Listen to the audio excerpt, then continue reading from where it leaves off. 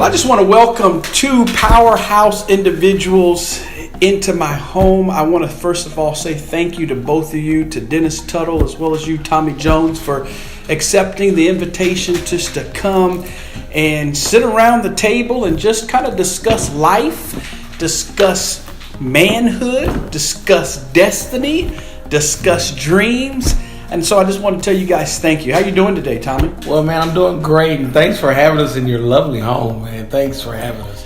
Well, I met Dennis. I met you through Tommy, of course, at the Real Estate Mastermind. We'll get into that in a second of stuff that you're doing. So, Dennis, how are you doing today? I'm doing awesome. Honored to be here. Thanks for having me. Yes. All right, so today, just to kind of let you know, we're just going to kind of talk. I got a couple of questions I just want to throw out, and no order. I'm not necessarily going to direct them. There may be a few that I do direct. So, of course, it's the summertime. It's July. It's hot outside. And yesterday we had LeBron James. We have to start there. LeBron James signed with the LA Lakers. What do we think about LeBron James wearing purple and gold now? I mean, whoever wants to tell me your thoughts, LeBron James. Well, I like what Dan Gilbert said, the owner of the Cavaliers. He said that LeBron owes us nothing. He came, he delivered, he did everything that he said he would do.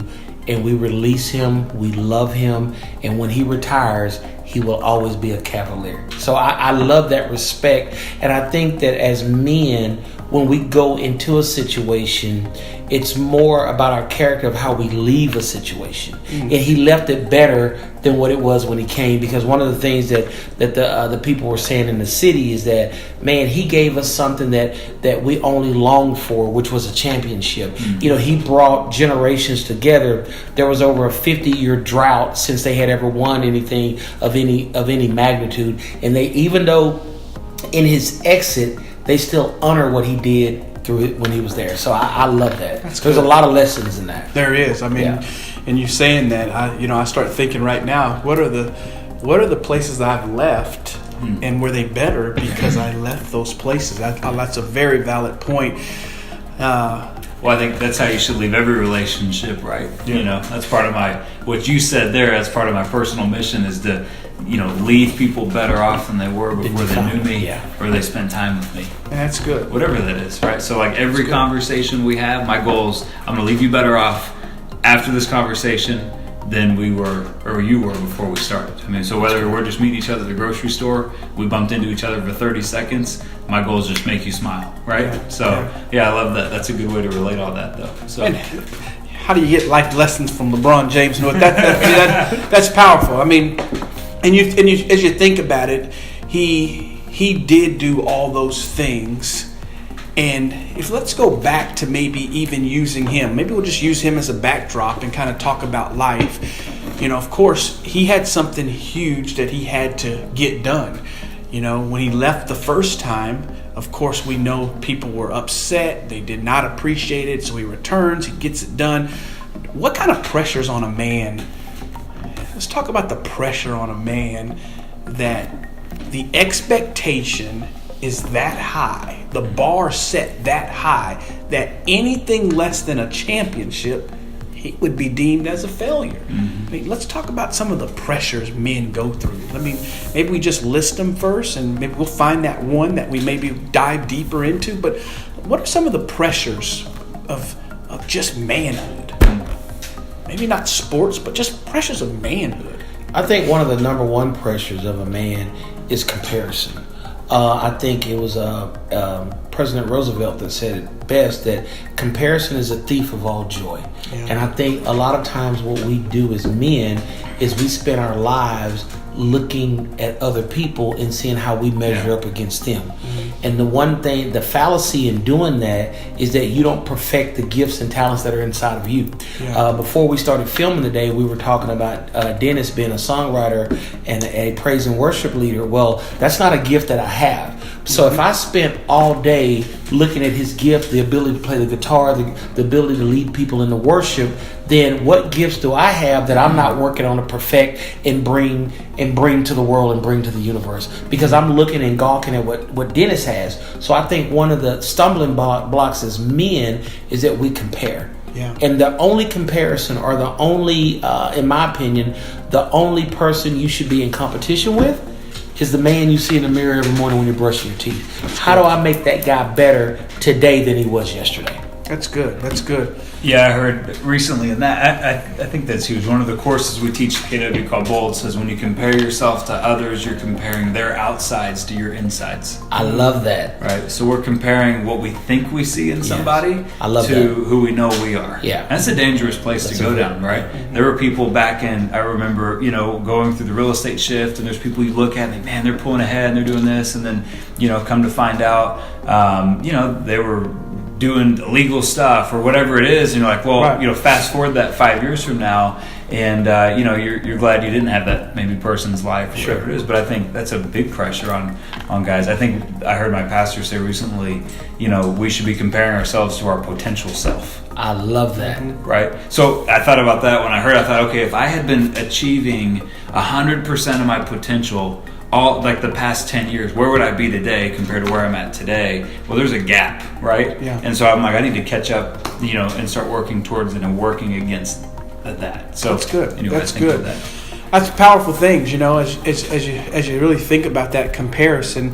I guess the thing I add there is we normally compare the outcome, but most people don't compare the effort. Mm-hmm. So process.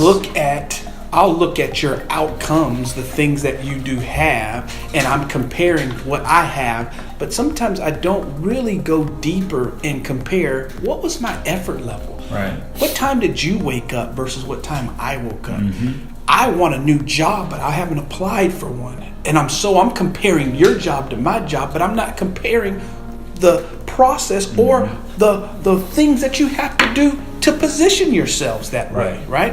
And it's that fine balance that we have to be there. We don't want to be too hard on some people, but truth be told, the voice inside of you should be way louder than the voices outside of you. Mm-hmm. As you guys walked in and I know some of the things that you guys are doing right now, we should celebrate those things. Mm-hmm.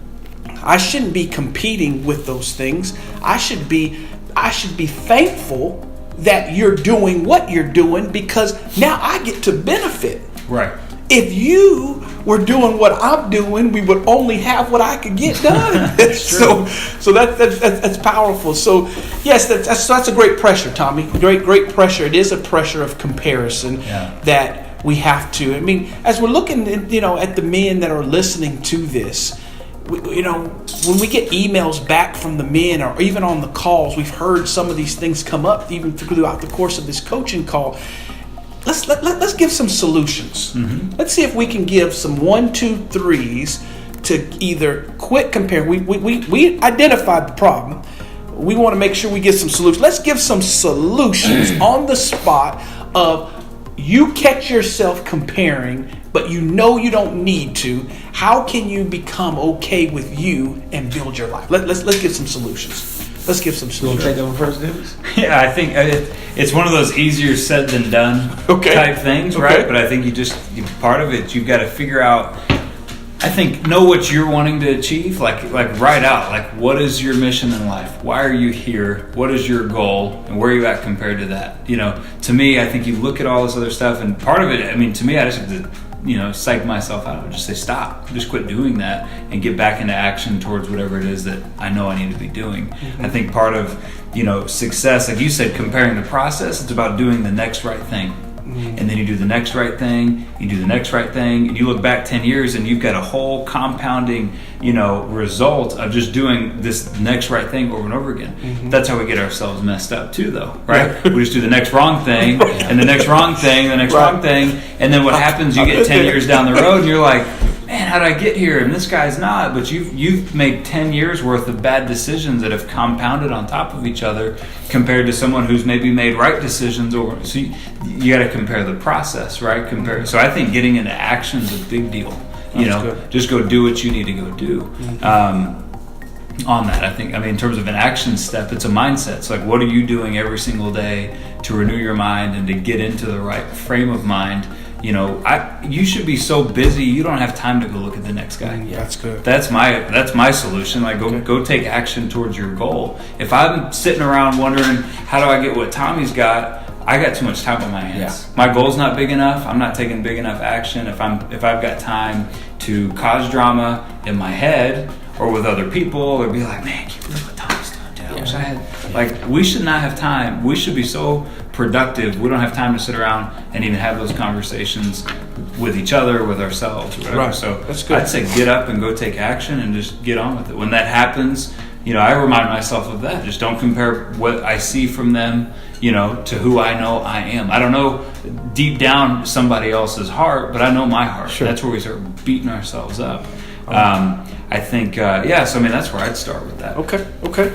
I like it. Tommy, you have anything to add there? Well, yeah, I just think that, like Dennis said, it's the Dr. Seuss said it best, that inch by inch life becomes a cinch. So I think that, and that's either in a good way or a bad way, it's our daily rituals that ultimately, when you look up, that have either walked you into your purpose or walked you away from your purpose. It's it's the small incremental things that we do every day or every minute, hour upon hour, that walk us closer to our goals or away from our goals. And you have to be able to, like Dennis said, have that self-talk, and you say, what am I not doing for me?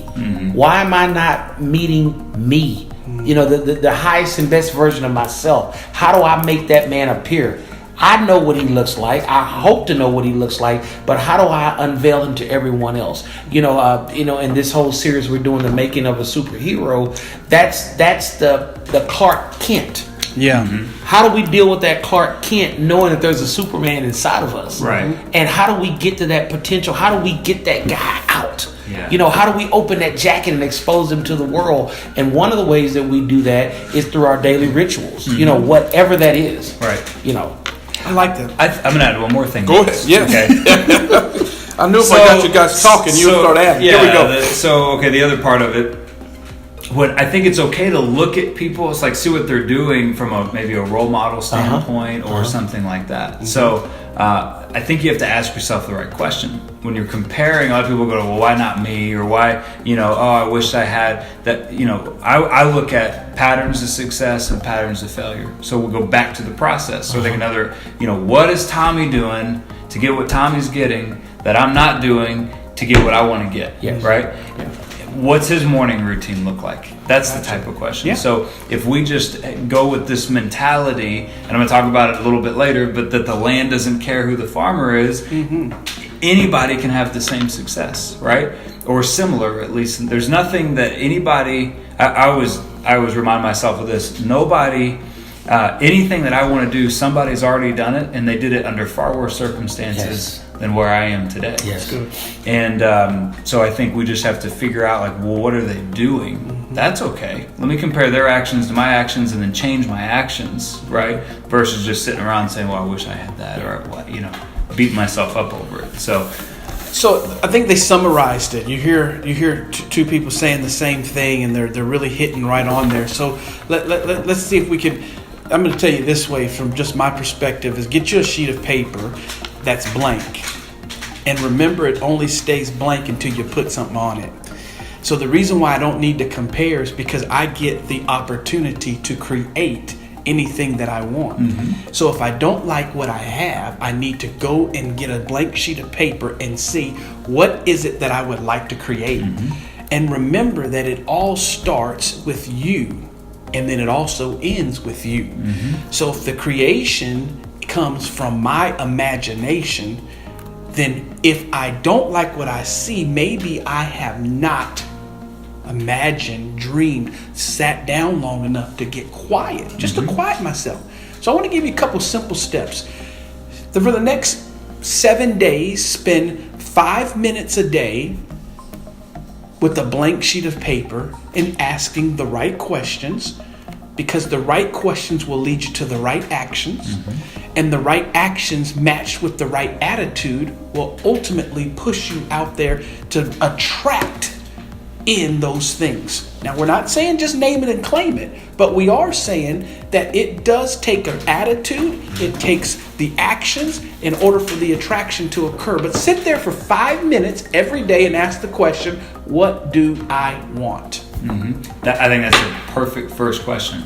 What do I want? Mm-hmm. And can I break down the attitude part a little Please bit more? do. So let's say I want Tommy's results, or I want a millionaire result. Okay, we back that back to say, okay, well, how do I need to think, which leads to the way that I feel or my emotions, which leads to what I have coming out of my mouth, my words.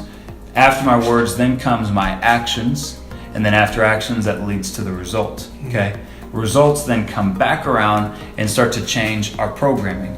Our programming, how do we think before this coaching course? Our programming is our default thinking, right? I can't control that sometimes. So I've got to think sometimes against how I've been trained. I got to change. I got to think differently, right?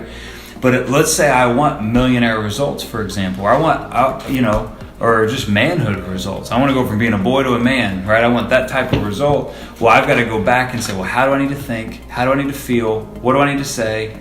How do I need to act? Then I can have that, right? That's good. And so if I want millionaire results, I got to go back and say, well, how do millionaires think? And then what's some action step I can do to learn how to think like a millionaire? How do millionaires control their emotions? Do millionaires, by the way, guys, do they control their emotions? Yes, they do. Yeah, you can't just go acting like however you want and wear your emotions on your sleeves. You got to control your emotion, right? Fear is an emotion. Faith is an emotion, saying I can or I will versus I can't or that'll never work, or right? And then I've got to figure out, well, how do millionaires talk? Do they talk differently? Oh, yeah. Yes. How do they act? Do they act differently? Yeah, they got to act. And then I can have the results. So you got to get all of that lined up. You said it great. Mm-hmm. And moving in the same direction, and then we have that. So it is important to say, okay, well, I want that, but then now let's break it down to here's what I need to be looking for. And so that's kind of how I do that. That's good too. So let's move into that. So now that we've established that we have this sheet of paper, that this is what I want, mm-hmm. and you talked about the daily grind and the rituals that you do on a day-to-day basis, the thought process there. I want to say a couple of words, and I want you to expound on these words when it comes to a man being successful. All right? So here's the 2 words I'm going to use. Okay. Excuses and effort. Okay. Excuses and effort. Now, before you jump in, and I say that because you heard a word and I heard somebody say, I can never do that. Mm-hmm. You used the word millionaire. Mm-hmm. And some people are listening and they say, well, does he know how much I make? And I get it, we're not in your living room, but we are in your living room. Because the millionaire has a day where he's not it. Mm-hmm. He becomes these things. So take away the word and put your word in, but now I want to talk excuses and effort. Either way you go, you can go either way. What are the excuses that men are making?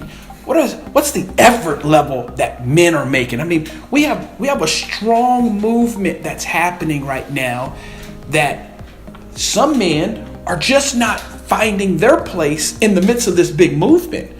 So what do men need to do to be that superhero? What excuses do we have to break? What effort level do we have to give? Let's talk about that. I think first of all is that you have to change your narrative. And to piggyback on what Dennis was saying earlier, it goes back to your language. It goes back to your default settings. It goes back to getting comfortable with being uncomfortable. One of my mentors says all the time is that language is a software of the mind. So you have to reprogram your mind. Scripture says the renewing of your mind. You have to come against the things that are easy. Sometimes I believe that our excuses can be so convincing that we actually begin to believe them. Mm-hmm. And our actions are always predicated on our beliefs and what we expect. So we do the things based on how we've programmed ourselves. And so just like you've programmed yourself with those excuses, the reason that you believe that those excuses to be true is because you've heard them repeatedly over and over. So whatever you believe is because you've heard it. Faith comes by hearing, mm-hmm. and then we only do what we believe. So the first thing I would say is that, like Dennis said so eloquently, if I can find one person that's already done what I'm attempting to do, that's proof that it can be done. Yes. Period. Okay. Now, where there's proof, now I have to apply effort, because success always leaves clues. So what I have to do is begin to mimic what that person has done. Now, I may not have success on that level, but I will be more successful than I am. For example, earlier in the conversation, we were talking about LeBron James. Now, if I were to take up LeBron's workout regimen, I would never be an NBA player, but I will be a better basketball player than I am today. True. Okay, Yeah. so there's still a measure of improvement for me. I won't be LeBron, but I'll be a better version of Tommy as a basketball player. Yes. And I think that's why it's also so important that I understand where my grace is. My grace is not on the court, but I can still get better in that area of my life. So when it comes to the excuses that we've allowed to roam in our life, I think and that's why I'm so glad that we're doing this coaching series.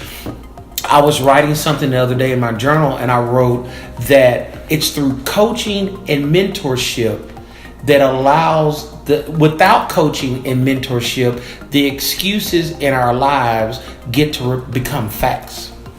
That's why it's so important that for those of you that are watching this today, is at the end of this session, if you haven't already taken massive action, that you get up and you sign up and you go back and you get the other courses that are on demand, and you join us for the live coaching calls moving forward, because there's not one success. Like I said earlier, successful people leave clues. I was at my last mastermind. I had a good friend of mine that was there speaking, and he gave a large portion of his success to this man that we're sitting with today. Because when you have a coach or when you have a mentor, it begins to compress time frames. That's good. It begins to shrink.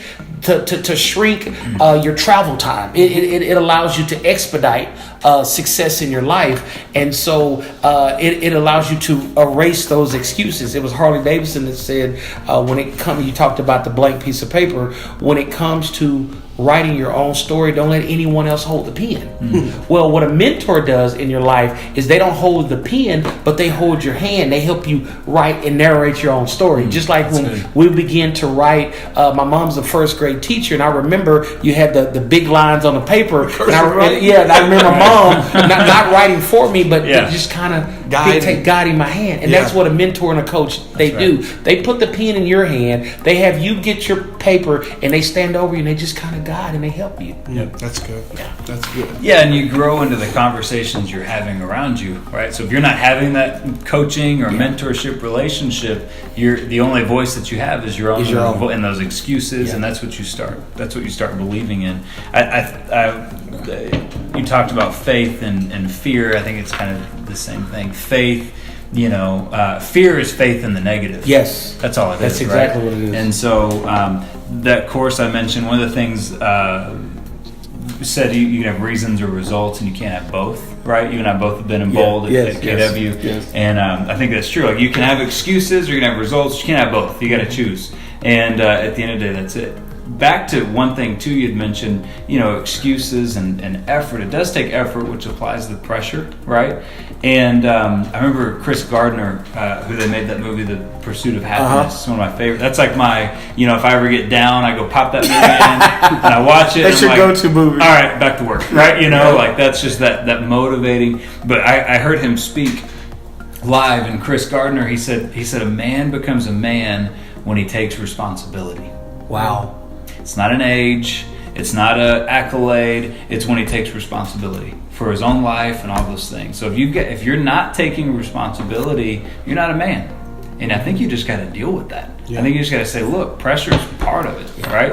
And that's, I loved hearing him say that, because I thought, well, that's it right there. You might become a man, at 15 years old, because you got to go take responsibility for some stuff, right? But you could be 40 years old and still not be a man if you've not taken responsibility. So I think it's coming to grips that this is part of manhood, right? That's good. So men, here's what you're hearing. We're going to take a quick break, and part 2 is going to come back, and we're going to dive into maybe a little bit more specific, some principles and really give you some nuggets. We're going to probably put a little top 10 list together and give you some nuggets now that you just got to do. Because I hear that person, you're on the edge of the couch. Okay, I'm taking responsibility. Now give me something that I can do before the call. So this part 2, you got to stay with this. We're going to do part 2. So we'll be back in just a moment. Thank you again for tuning in.